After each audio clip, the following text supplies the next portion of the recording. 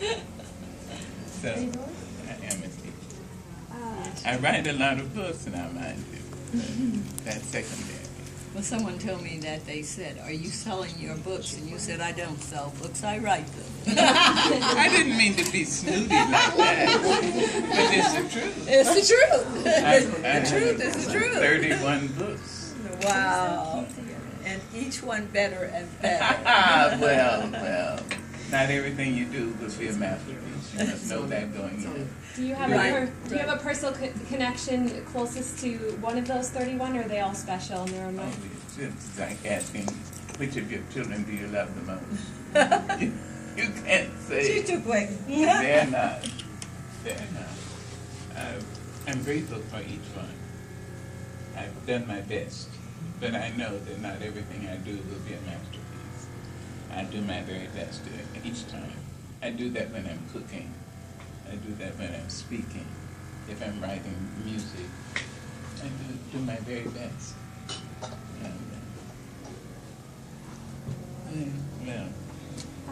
Let's talk about this Women to Women conference. Yeah. You know, what is your message about? I see you holding hands, and I see that connection already. Yeah.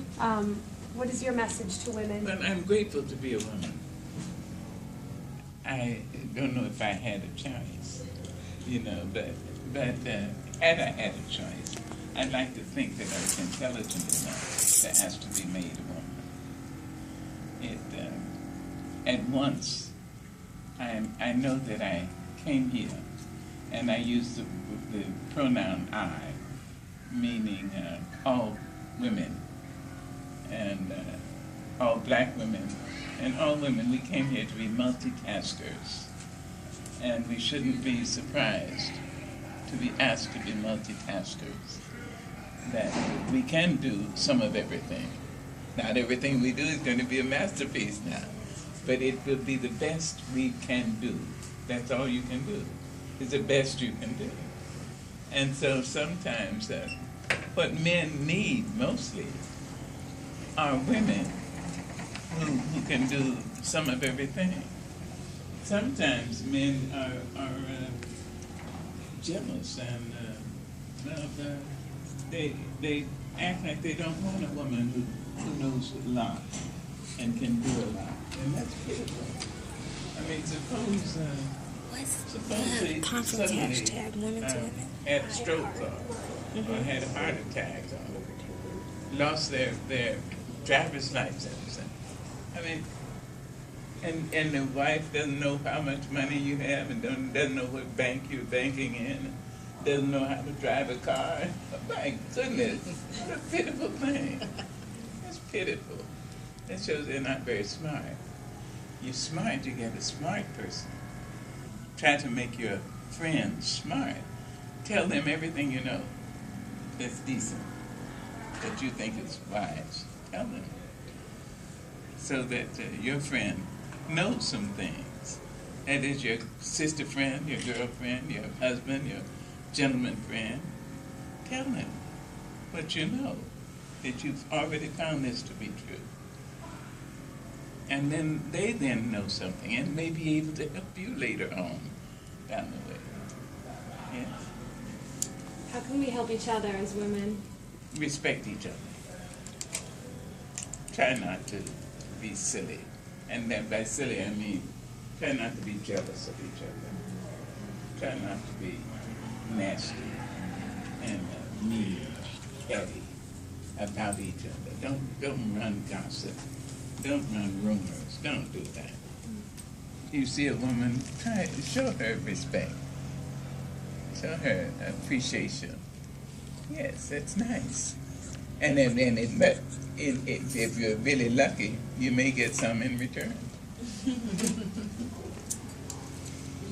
You say you're a teacher who can write. Yes.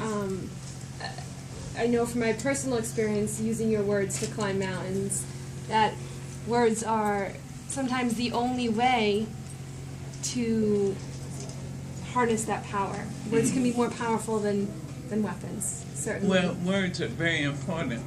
Understand that everybody in the world who isn't a mute or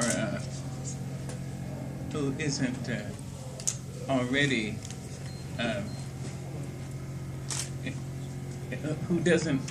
who can speak at all. Everybody uses words in one language or another.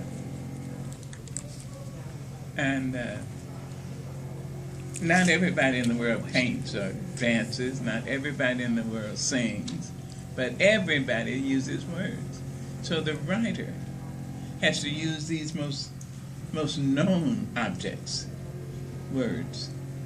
In France, in Senegal, in Paris, in all over the world, people use words. Now, a writer has to come and take I am, you are, he, she, or it is. We are that. We had the writer. And so you have to be able to take a few nouns, pronouns, adjectives, adverbs, put them together and throw them against the wall and make them bounce. Make them bounce.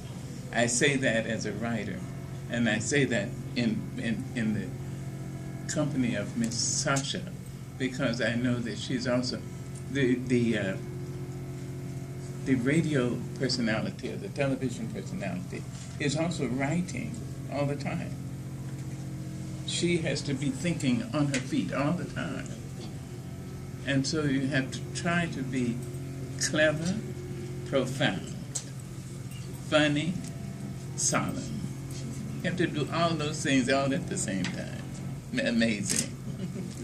Dr. Angelou, one more question. One more question. So, Sonia talked about losing her mom at an early age. You talked about your grandmother's raising you. Can you talk to us a little bit about that, those generations of women helping each other and families?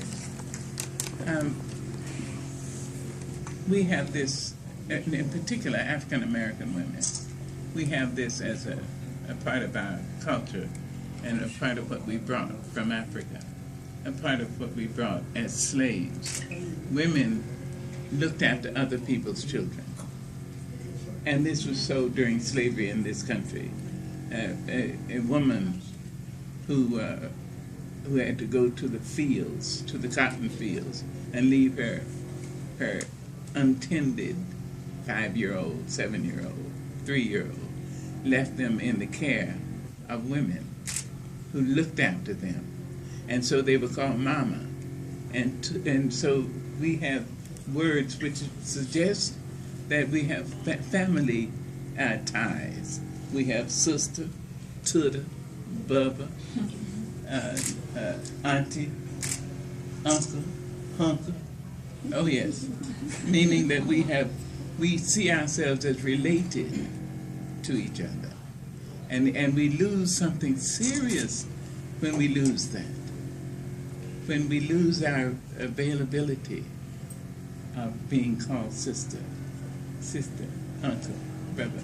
Come here, boy. Come here. I taught years ago. I was a professor at Wake Forest. I still am, but the students asked if I would sit in a question and answer, and I said yes. And so a young white man, he was about 19, said, Dr. Angelou, I'm 19. I'm not a man yet, but I will be. But this guy here, I can be called a boy. But this guy here, he doesn't want to be called a boy, although he's 19 too. And this fellow he was pointing to was black. And he asked me, why doesn't he want to be called a boy? Why does he feel hurt angry when I call him a boy? And I said, there he is. Why don't you ask him? The truth is, you can teach each other much better than you think you can. And you owe it to each other to teach.